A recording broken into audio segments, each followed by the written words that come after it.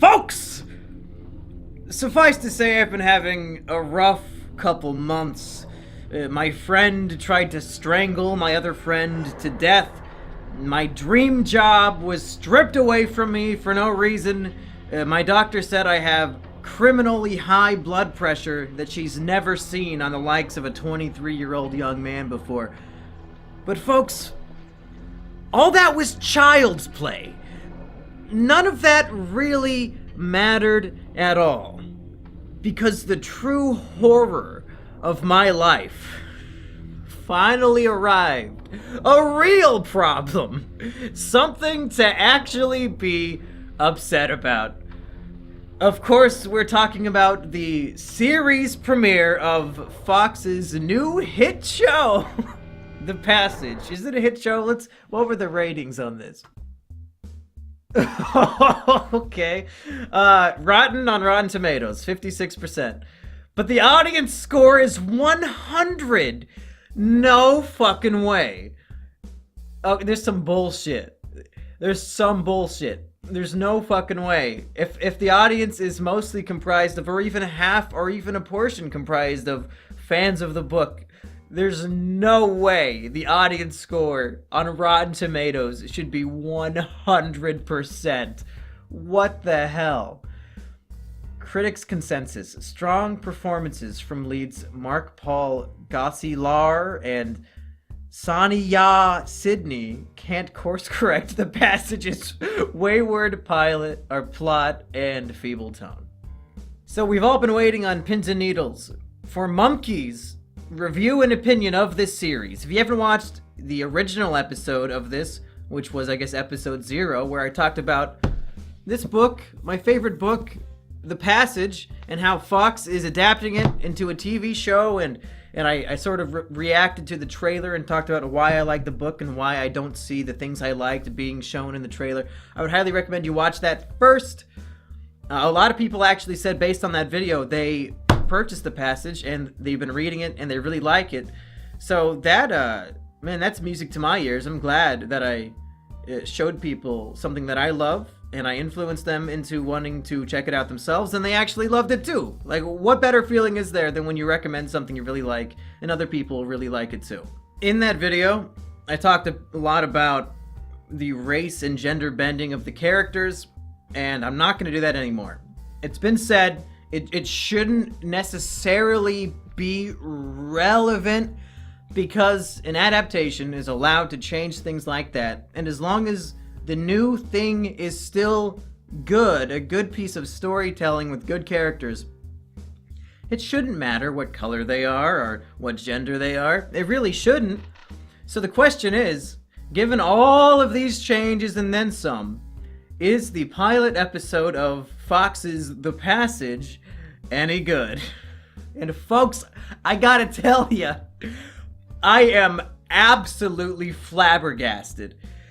I'm blown away at the pacing, the audacious pacing, and I don't even know if audacious is a word, but that's just how I'm feeling, folks. It's unbelievable. So I said in my original review, the way you would turn this book into either a movie or a show is that the first 200 to 250 pages would either be its own movie or its own full season of television. Because then there's a 100-year time skip and all the characters are dead, except for like 2 or 3. And when I watched the trailer for this show, I thought that the footage in the trailer was showing scenes throughout the entire first season, but no! All the stuff in the trailer is from episode 1! I don't know how to explain this in a way that it will resonate with people who don't know what I'm talking about. But the first episode essentially covers the first 180 pages of the book. It's crazy. It's fucking crazy. I have no fathomable idea how they're going to do the rest of the season or even the show. There's no way. There's no fucking way. They must be adapting just for the first episode, and then everything to come from here on out has to be completely invented and new and not based off of the book at all, because they've reached a point in the book where there's like 40 more pages before everybody dies. What is happening? How long is this season supposed to be? 10 episodes planned. Wow. Wowee. How?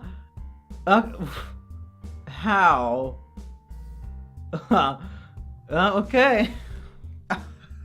Okay, well, let's talk about what happened in episode 1.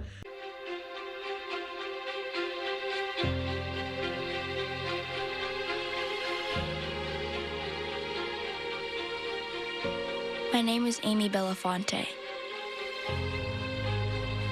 I didn't used to believe in monsters, but I do now. The pacing is so bizarre. And I don't need to reinstate that they're really flying through the first big chunk of the book all in one episode.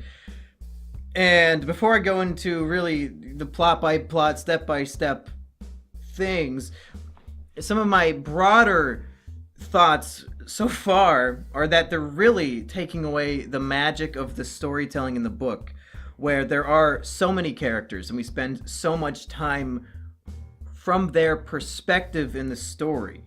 So for example, at the government base facility where they're doing these experiments and they have the 12 inmates who are being experimented on and with this vampirism, that is told through the perspective of one of the, I guess, guards. He's not really a guard, it's just sort of his job to sit there and watch one of the 12 vampires. And he's a really interesting character named Gray, who is like a child sex predator. So the government has forced him to take this medication that like makes it so he can't ever get horny anymore. And there's so much stuff about that. And just from his perspective of being like a reformed creep who has been, what's it called when they chop your dick off? He's been medically castrated. So like there's so many just interesting things about this character. And through the lens of this interesting character, we learn about this facility and the guards and what it's like watching them. And we learn about the different abilities and characteristics of the 12 that are being experimented on. And it's just an interesting, fun way to introduce us to all of these ideas and really unfolding the plot of what is happening here. But of course, in this show, it's a 3-second exposition dump. Patient 0. He was 52 when he was infected in Bolivia 3 years ago.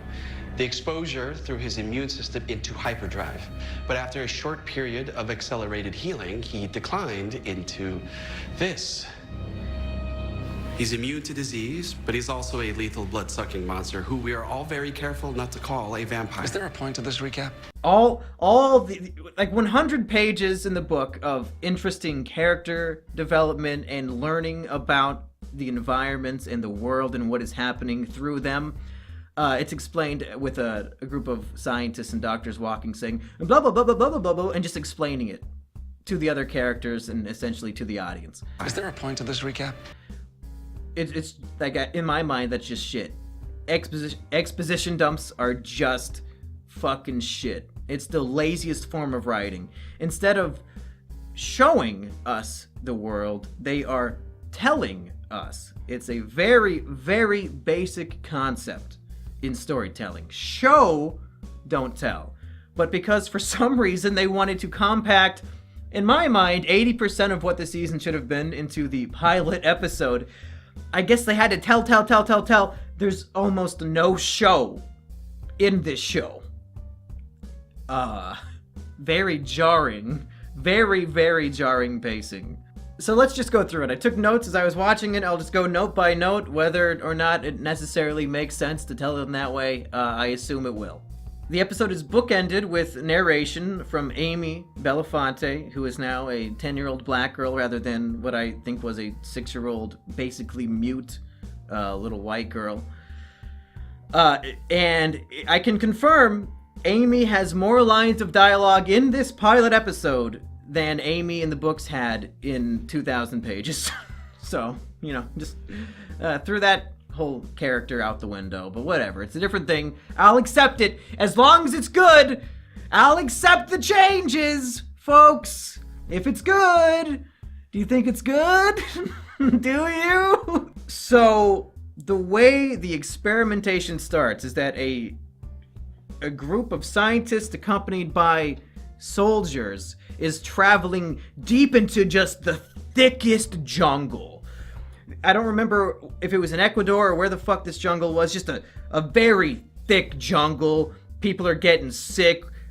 People are getting attacked by animals. They're being attacked by giant groups of bats. What's a giant group of bats called? A batium? They're getting attacked by batiums. It's just crazy. It's a dangerous expedition deep into the heart of a thick, giant jungle so that they can go find this cave where it's rumored that there's like the cure to eternal life or something along those lines. But in this show, and we're gonna get into this, I have a really good feeling about the budget of this show based on a few key things. But in the show, it looks like they're filming at Apewell Forest, which is the joke forest in Mumkey's videos, in my videos. When I go to the local park and just film in the woods, and I always say it's a jungle or a forest or whatever, it's just like thin trees kind of scattered about. It's very obvious that you're like filming at a public park and not actually in a jungle or a forest. That's where they're filming. They're filming this in Mumkey's Apewell Forest that I call a jungle in my videos as a joke because it's obviously not. That's the Fox low budget primetime version of a jungle. So immediately that caught me off guard as being pretty funny.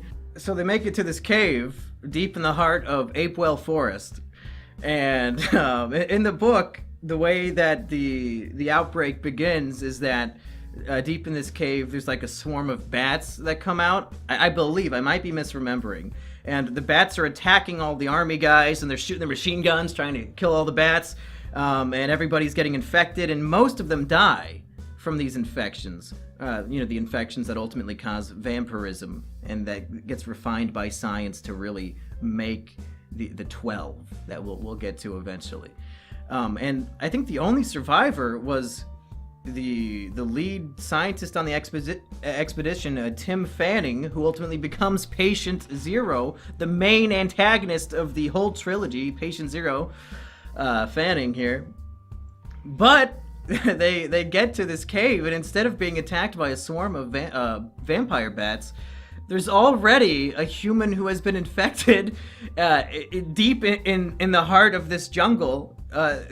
He's sitting in a fetal position in a fucking steel cage. Somebody from civilization dragged a steel cage out into the middle of the jungle in a cave and locked a dangerous vampire zombie monster man inside the steel cage. And then Tim Fanning goes up to him and gets bit. So no longer is he Patient Zero, who gets everybody else infected and destroys the whole world. There's already a different Patient Zero right off the bat who then bites Tim Fanning. Very strange choice of narrative, but I guess when you gotta fast forward the whole thing, I guess that's what you do? Is it too much CGI? Is it not in the budget to have a swarm of bats attack them? And then that you could have a cool action scene where the army men are shooting a bunch of bats and they're all getting bitten and swollen and falling over. No, just put some disgusting makeup on one dude sitting naked in a cage. What the fuck was that? I don't know. Not a great start to the show. Two embarrassing choices already.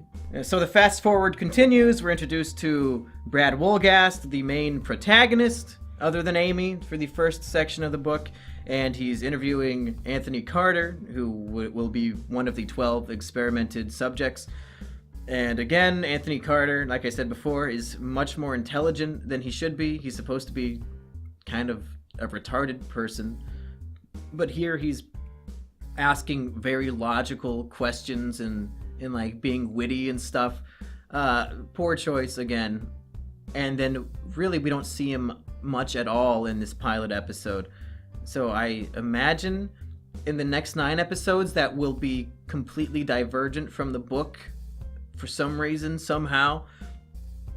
Maybe we'll get more to his character. We better, because he was one of my favorite perspectives to read from in the book. And now we finally get to the true protagonist of the trilogy, Amy. Amy, no last name, not Amy Belafonte. Enough of that shit. True fans know her as Amy NLN. No last name. She's the girl from nowhere. But guess what? She's no longer the girl from nowhere, and she's definitely not from Iowa like she is supposed to be. Because she's black. Remember what I said? People try to call me out for racism last episode. You lose. Because the show admitted it. I said, they changed his character to black, but as an Iowan myself, there's not really a lot of black people in Iowa. Well, they acknowledge this by saying she's from Georgia. Where'd you move her from? Georgia. Yup. Black character has to be from the South. Oops. Oh well. Can't be from Iowa. No black people in the Midwest. Oops. So we're introduced to Amy surrounded by a bunch of other black youth, 10-year-old kids, causing a ruckus inside of a restaurant, like a fast food restaurant. She's arm wrestling one of them, and they're placing bets on it, and she gets money. And I mean, it's a complete removal from anything resembling her character. So again, I keep saying this, we have to accept she's a different character who happens to serve the same narrative purpose and have the same name, but the characterization is just 1,000,000% different. As long as it's good. As long as it's good. Is it good? Do you still think it'll be good? Folks, I'm glad we're not on YouTube anymore for one reason. We don't have to worry about copyright shit anymore. So I could just show you scenes that I'm talking about. So are you ready to see, I think, the 4th laugh out loud moment I had watching this show? Oh my god. She stays in the restaurant until it closes and tells the waitress her mom works late. And then I don't know what is happening, but she walks out of the restaurant with her backpack on. I'll talk about what book she was reading in a second, because that's kind of funny. Walks out of the restaurant, and then like the next building over, I can't tell if it's a hospital or an apartment complex. You can very briefly see the bottom of like a neon sign that would suggest this is, emergency. Like this is where the ambulances go to drop off people at the hospital. But that wouldn't make any sense, given what is transpiring. But Amy walks right out of the fast food place, and then I guess either up to a hospital or her apartment complex. And there are ambulances and cops everywhere, and you just hear voiceover of somebody saying, the woman is dead, it's from an overdose. And there's a corpse completely covered, you can't see what they look like, on a gurney or whatever. And immediately, Amy knows that her mom is dead and starts crying and screaming and running towards the police. What? We're closing. You got someplace to go? Your mama doesn't mind you running around so late? No, ma'am, she works nights. I think I'm all good. Thanks. Copy that, 1-6. Switch it over now. The 32-year-old female pronounced dead on the scene of an apparent drug overdose.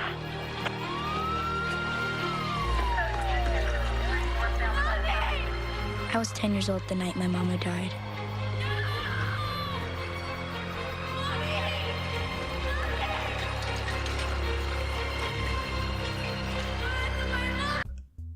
It's inexplicable.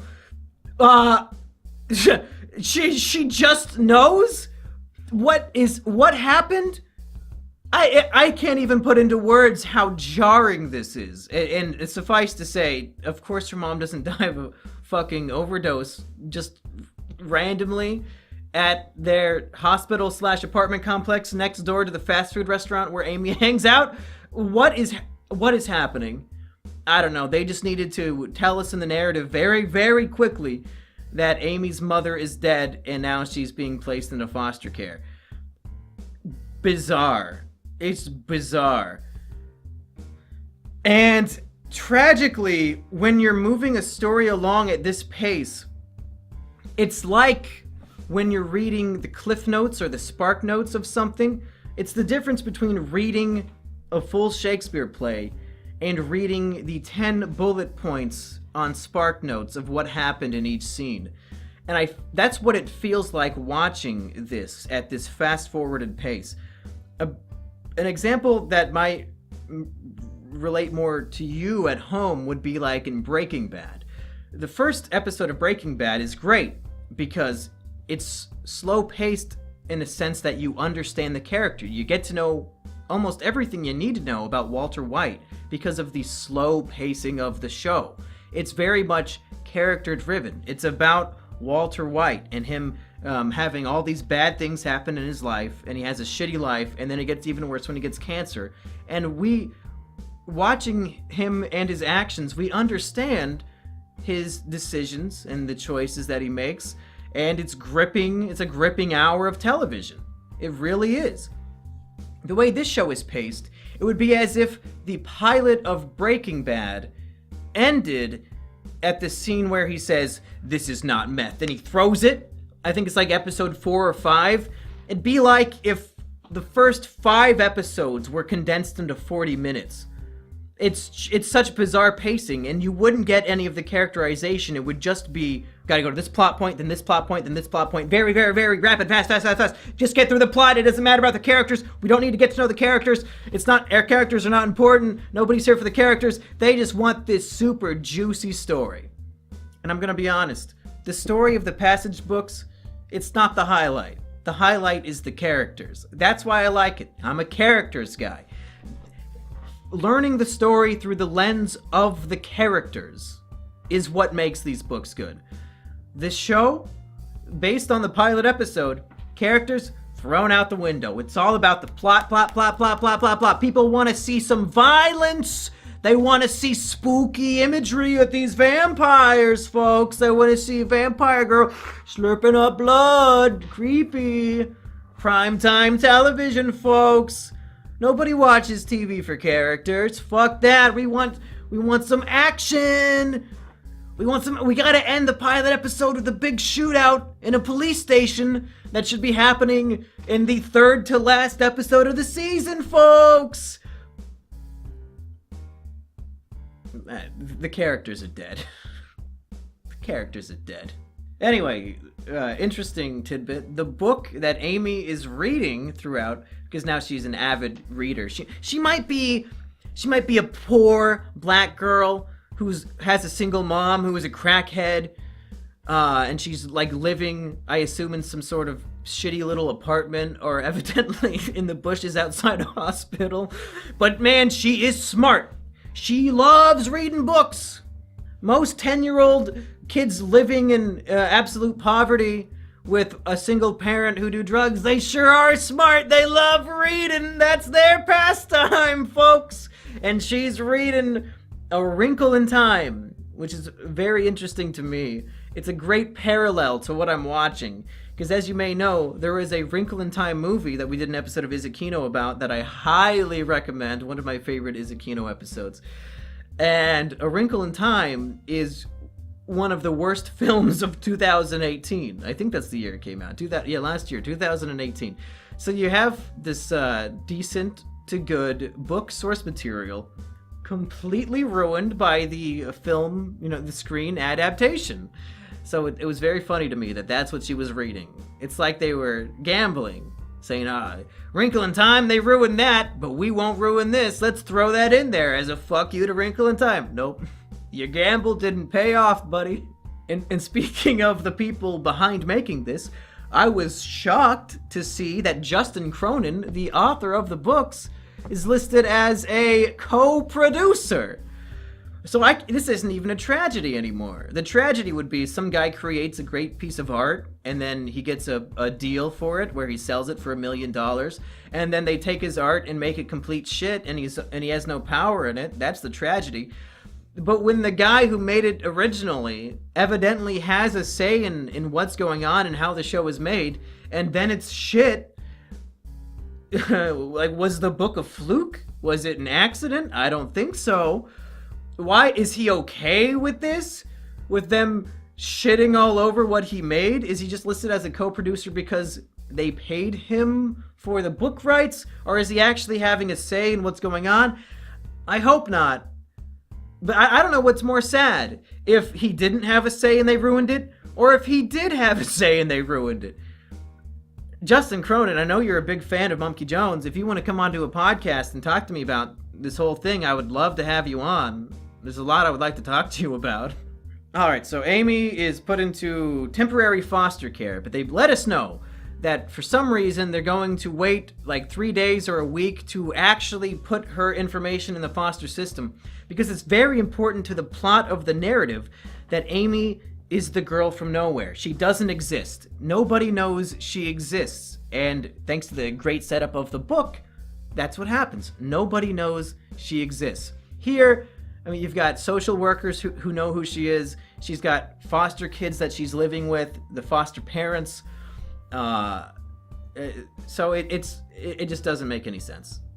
She has to be just plucked out of nothing so that the government can experiment on her and nobody will know that she disappeared.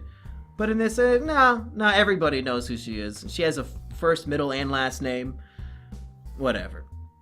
And then we get to the next obvious budget cut. I have to assume. So bizarre, either way. And wow, is it getting way darker in here? Or is it just me? Whatever. It's a spooky show, folks. Spooky show. Performed discussion by me in the spooky lighting. Hey. the military base that I believe was like on top of a mountain in Colorado, with like 40 floors underground, very deep facility where concrete bunker essentially to keep all these experiments down there safe from the public. In this show, instead of a huge military base up in a mountain, it's literally a refurbished hotel. And there's a line of dialogue to explain it away. They're walking in with Anthony Carter, and they say, "Hey, you like the place? It's used to be a hotel."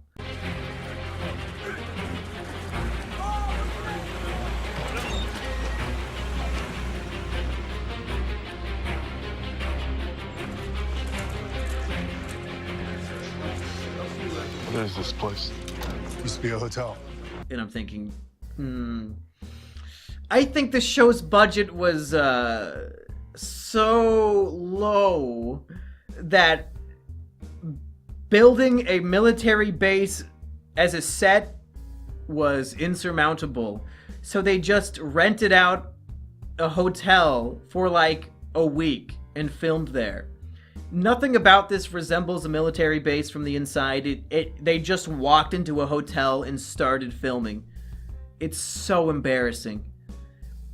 Their jungle is just filming in the woods next to my house, and their big secretive military base is just a hotel. man, and when you have to try to explain it through the characters, like when you have to get meta in that sense, where the show's budget is obvious and then the character has to like explain it through a piece of dialogue that they probably threw in on the day of shooting, that's a really bad sign of the limitations of your production. It's just embarrassing. Now, and speaking of embarrassing, the actress for Babcock, in my view, was utterly embarrassing. These 12 inmates who were on death row, that were all male, of course, in the book, but now some of them are female. Babcock is now a female inmate who has been experimented on, and her acting is atrocious, and she doesn't even really say anything. Her job in this pilot episode is to sit on a bed and look like a creepy vampire. And you can tell that's what they told her to do. And I don't know if she's trying her best or trying her worst, but the shots of her, the actress herself, trying to look creepy and menacing or whatever they're going for, it's supposed to be, I guess, a creepy vibe. But it's like if you were making a high school production and you told your friend who's never acted in anything, hey, sit there and try to look creepy. God, people are terrifying. The MRI shows no higher brain function. Sure, they all have their little quirks. Bass taps his feet like he's dancing. Martinez paces all day. Babcock likes to stare at you. They're just reflexes. She doesn't stare at me. Are you kidding? She's making like crystal eye contact with you right now. It's her thing.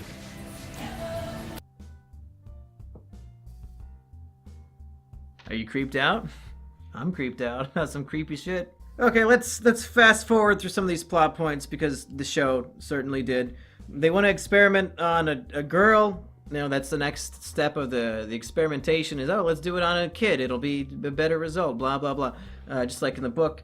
They find out about Amy, who's living in foster care with a bunch of other foster kids who all know her full name, and a foster mother who knows her full name. They go pick her up. They have to kidnap her because she doesn't want to go. Brad, after maybe 3 sentences, completely earns Amy's trust. Something that, you know, had to slowly build up through characterization and events within the story. They just have one little conversation about like animal crackers and A Wrinkle in Time, and suddenly she completely trusts the man who just kidnapped her, and she knows is lying to her. The characterization of Brad Wolgast, well, I think the actor for him is probably the best in the show.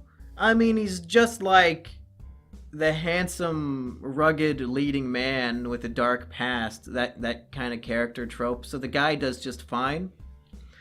But the character of Brad Wolgast is one where he was happily married to his wife Lila or whatever you want to pronounce it as. I think they pronounced it several ways in the show for some reason. They had a kid, but the kid died, and that destroyed the marriage. And they divorced, and then Brad went into this, he's working for the FBI or whatever special agency, it doesn't matter which one it is. I don't know if it's specified. And he's like a cold-hearted, man. He lost everything that he loved, so he's just going to immerse himself completely into his work, convincing death row inmates to sign their lives away to the government to be experimented on. So that's his character. But then, when he's tasked with now taking a young girl to be experimented on, it gives him these, he feels things for her, because she reminds him of his own daughter, and that's why he goes AWOL, and he's like, you know what, fuck this shit, Amy, let's run away, I'm not gonna let this happen to you, you remind me of my daughter. And that is represented in the show, just not in the way that I think makes the most sense. In the book, Brad is still sort of obsessive over his ex, who has moved on and now has a new husband, and they're trying to have a new kid, and that really torments his soul. Something that I think a lot of us can relate to, the one who got away, who has moved on, and you have to you check Facebook and you see how happy they are, and you just want to fucking kill yourself. Very relatable. In this, it's flipped on its head, where it's revealed that Brad is the one ignoring his ex-wife, and that she keeps trying to call and contact him, and Amy is watching Bob's Burgers on Brad's tablet and says, "Oh, who's Lila? You have 7 new messages from Lila." And he's like, "Yeah, that's my ex-wife. I ignore her. Epic for the win." Which I think takes away something from the character to me. I don't know if it really changes enough to ruin anything. I just really preferred that Brad was the one who was being ignored by his ex, and that he was still obsessed with that, like obsessed with the life he used to have, and that's why it's so easy for him to want to save Amy, because he clearly still wants that life back. But in this, it's his ex-wife who wants it back, and she says on the phone to him at one point, or maybe it's a voicemail, "Oh, I still love you. It's not your fault that our daughter died. My new boyfriend asked me to marry him today, and I said yes. But if you just come back to me, I'll dump him for you." So strange. Such a strange choice. But I guess when you're not getting the story from Brad Wolgass's perspective, you can't really have those types of flashbacks and inner monologues and musings from his perspective. So the way in the narrative, when you're doing it on fast forward, to show this sort of thing, I guess they just reverse it. So it's like, since we're focused on Brad, it's easy for them to show him ignoring her rather than always trying to call her. But I don't know why that would be easier in the narrative either. I don't know why they didn't just stay true to it. It would have had the same narrative thrust. It would be just as difficult or just as simple. Instead of him ignoring her, why not just have him always trying to call her? Especially once he meets Amy, then he's like really thinking about his daughter and his past, and he really wants to catch up with his wife. And why not just show her, like, and her boyfriend can answer the phone like he does in the book and be like, "Brad, Lila doesn't want to fucking talk to you. It's 3 a.m., you crazy madman. We're going to change our number. Stop calling." Hang up. Like, that's how you make the character more relatable. Don't make him the cold one who doesn't want to talk to his ex-wife. You make it so it's like he's the one being rejected. That's characterization, character relation 101. That's how you relate to a character. You see them want something and not get it. You go back to Walter White. We see him struggling. So then we empathize and understand when he makes tough decisions. When you have Brad being the one who is coldly ignoring his wife when he should be the one trying to contact her because due to emotions, a character having emotions, I don't know, it just makes more sense to me. But speaking of emotions, let's get to Brad actually showing some emotion. So much like in the book, these two agents kidnap Amy, and they have to now very covertly take her across the country to get her to the Colorado experiment base. But like their faces are all plastered in the news because the kidnapping, both in the book and in the show, was like a public spectacle. Lots of people saw it happen because they had to do it very haphazardly to get it done. And it's like, oh, these two men who look like this, and here's their photos from the scene. These men kidnapped a girl. Keep your eyes peeled. And they're like, okay, this is the last experiment we need. We just need to get this one girl across the country to Colorado, and then the government will take care of us. We can retire. It's a one last job. We got to do it. But then on the journey, Brad, of course, starts to feel sorry for Amy, and he's reminded of his daughter, and he wants to save and protect her. So he comes up with a scheme where he says, you know what, Doyle, my partner Doyle, who is still 100% on the side of the government here, let's give the kid a break. Let's stop at the carnival. You know, we won't talk to anybody. We'll give her a funnel cake. Just give her one last moment of happiness before her life is ruined when we get to Colorado. And it's not a great idea on the surface, but when you realize it's Brad's plan to sort of escape from Doyle, like, it makes perfect sense. But they're still wanted, so they have to be covert. You know, they have to have fun at the carnival without really bringing any attention to themselves. And in the book, they just go on the merry-go-round and they eat funnel cake.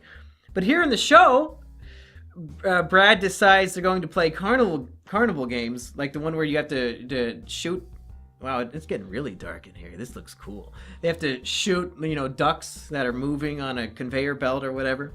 And he gives the gun to Amy so she can do it. And, of course, Mary Sue, Amy's now Mary Sue. She just never fired a gun before, despite being a black girl raised in poverty.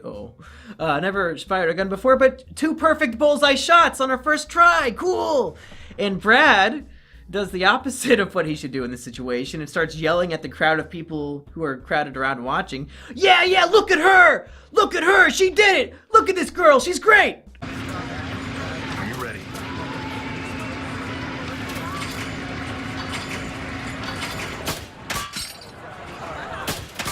Holy damn it! Did you see that? Yes! Did you see that girl? Did you see her? A girl whose face and name, along with his, are plastered on national news. Keep your eyes peeled for this kidnapped victim and her kidnappers. The last thing, it's like this show is a parody of itself. The last thing he should possibly be saying is, look at her! Everybody look at her! Did you see that? Yes! Did you see that girl? Did you see her? So, I don't know. I don't know what they were thinking. Justin Cronin, when you co-produced, did you write that line? Did you say, if they're not going to let me have the show the way I would do it, I'm going to sabotage the production to make it as shitty as possible? What, so you want it to get canceled? Is that it, Justin Cronin? You want it to get canceled early so that they really can't ruin your good thing, but you still get all the money? That's my theory. That's my hypothesis at the moment. So then Brad goes into the bathroom and strangles Doyle, his partner, so that he and Amy can escape. In the book, it's different. They try to escape from Doyle, but Doyle catches up to them. And, in this case, they evade Doyle completely. And the utter fast-forwardization of the narrative continues. At this point, we're maybe like, 150 pages into the book. At this point in the show, we're about 25 minutes. Bizarre pacing. Then we get a scene that I'm 900% sure did not happen in the book, but it's very funny here, where Brad calls his ex-wife because, now he's a national star and he wants to let her know that he's doing the right thing and he didn't really kidnap a child for malicious reasons. But the guy running the experiments, who is now looking actively for Brad after he abandoned or choked out Doyle, the whole military is now on a nationwide manhunt to find Brad and Amy. And when Brad calls his ex-wife Lila on the phone, we see that all the military guys are at her house with their guns or whatever, asking her where he is. So you have that classic scene that's in all of these types of shows and movies where the person answering the phone has to pretend that they're talking to somebody else because the people who are there are dangerous and looking for the person that called. You know what I'm talking about? So Brad calls and says, yo, hey, I don't know if you've seen what's going on, and Lila, who's a doctor, immediately starts saying, the infection should be fine, yeah, your daughter's infection, talking as if she's talking to a patient, very, very obviously, really going into detail about this imaginary infection. and Brad replies by saying, he's there, isn't he?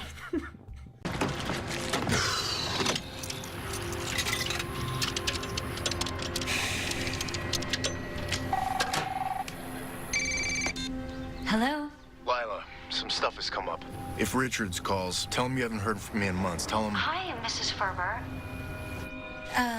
Riley's incision isn't opening up. That's just the healing process. Keep it covered and dry and come in for a recheck tomorrow. He's there, isn't he? Yeah. As, what the fuck did you think she was doing? Brad? It's such a stupid question. Do you think your ex-wife just had a mental breakdown and legitimately thought she was talking to one of her patients on the phone? Why the fuck else would she be saying these things? Such stupid writing.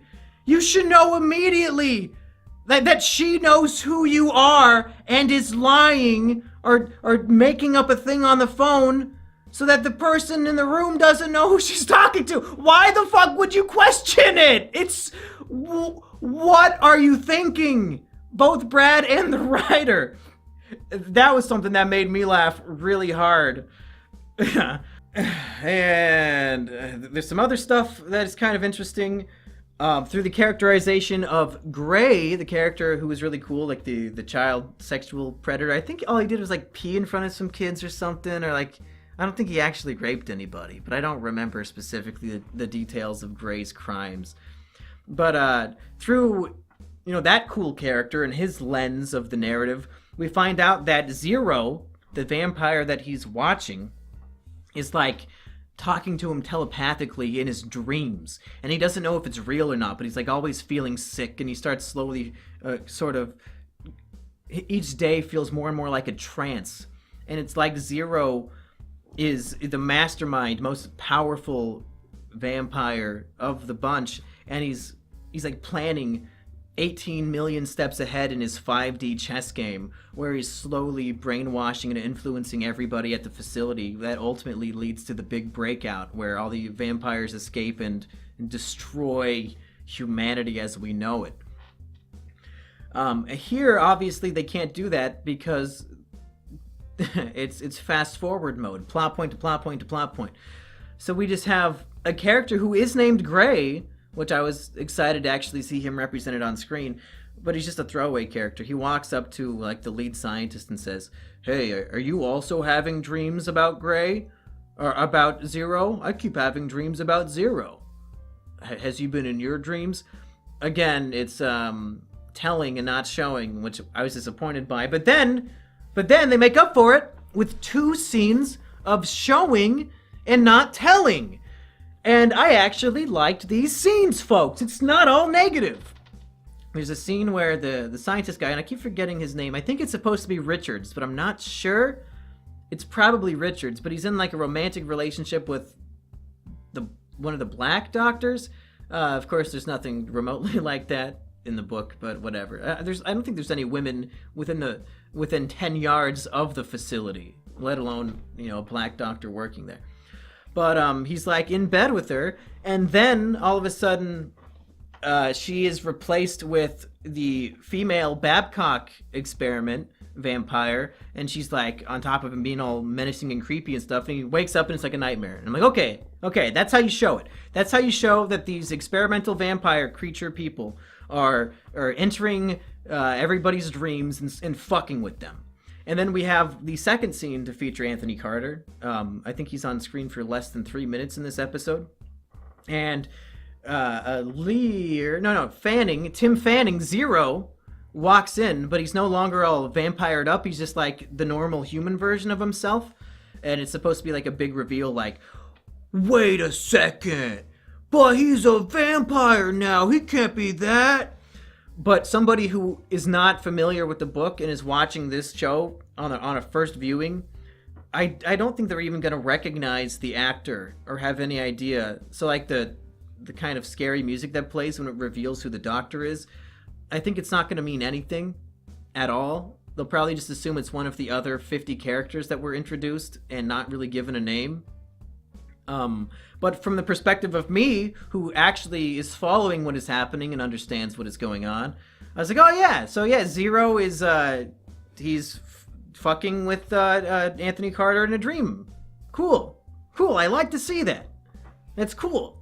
Because Zero, or Tim Fanning, is a very menacing omnipresence, really. He's like a god in these books. And his portrayal's not half bad either. I'm happy with his casting and his actor so far. I really am. That's my other highlight of the show. And it ends with Brad decides the best thing for Amy, and he does this in the book too, will be to turn himself into the police so that Amy can get, police protection or whatever. Like, everybody will know what's going on. He's going to explain that, the experiments, because he wants to save Amy. He doesn't care about anything else now. He just wants to save Amy. He doesn't care what happens to him.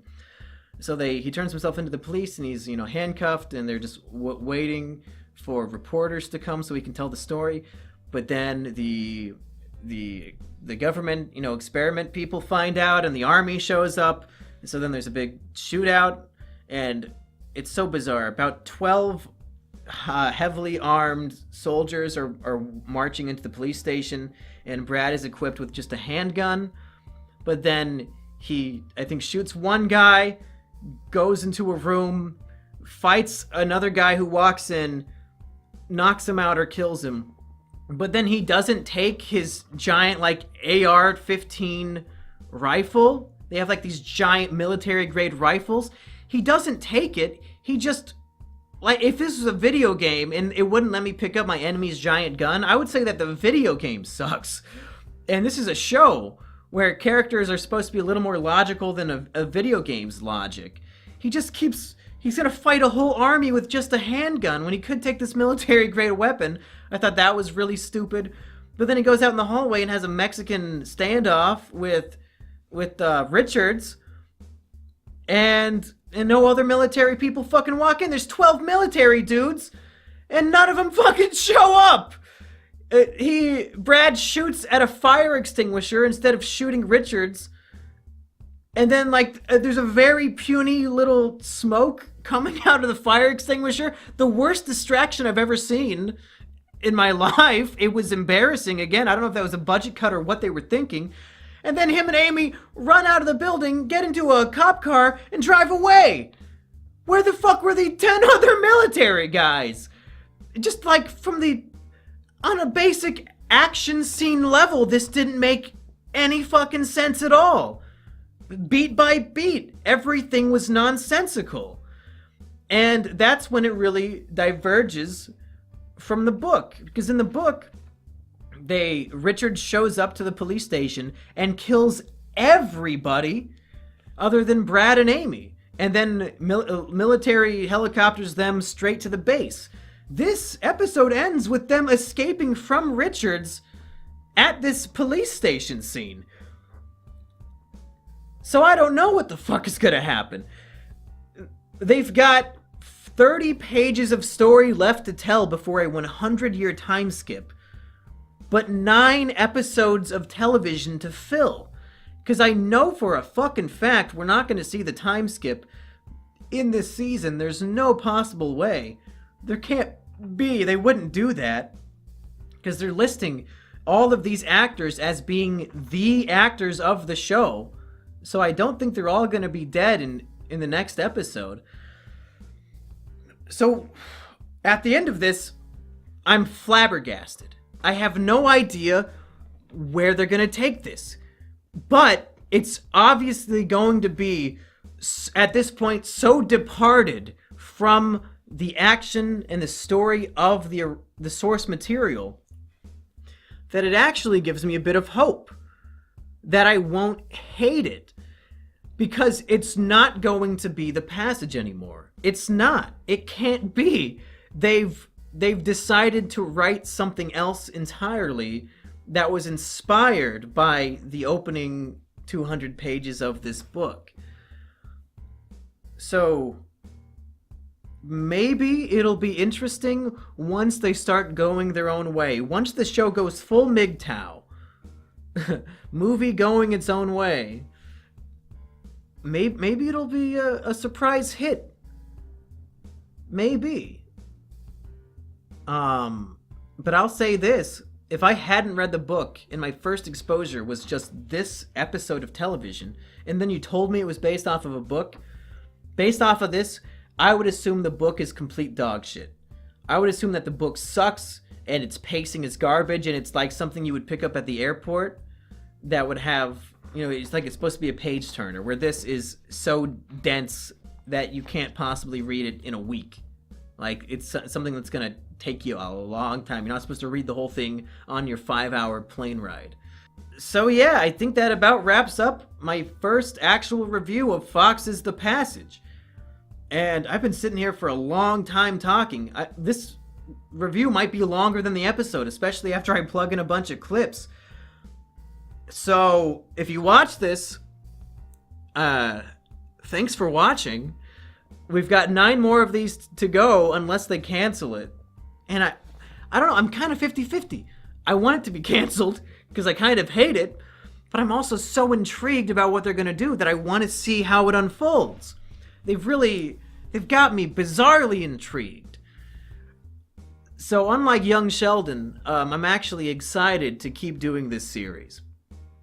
For those of you at home, if you ended up reading The Passage, that's really cool. I hope you enjoy it. And if you haven't, don't let this show sucking scare you away. If you need a good book to read and you've already read The Triflers by Mumkey Jones, which is my number one recommendation of the lifetime, you should definitely check out The Passage.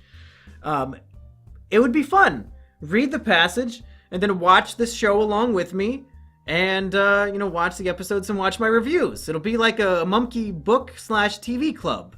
Exclusive to all the users of monkeyjones.tv, monkeyjones.com, because, as we all know, I'm eternally banned from YouTube. I was looking forward to doing this show on YouTube to expose as many new people as I can to my favorite book. But that's not going to happen. This is now more sort of an exclusive thing for everybody who has followed me over to monkeyjones.com and is still interested in watching this series. I imagine the series will probably average around 400 viewers per episode, but that's fine by me. Because no longer, and that's something I'm kind of excited about not being on YouTube anymore, no longer do I really have to care about making things that will be popular. I don't have to make things like, oh, what will the YouTube algorithm want to push today? What is a popular topic that a lot of people will click on?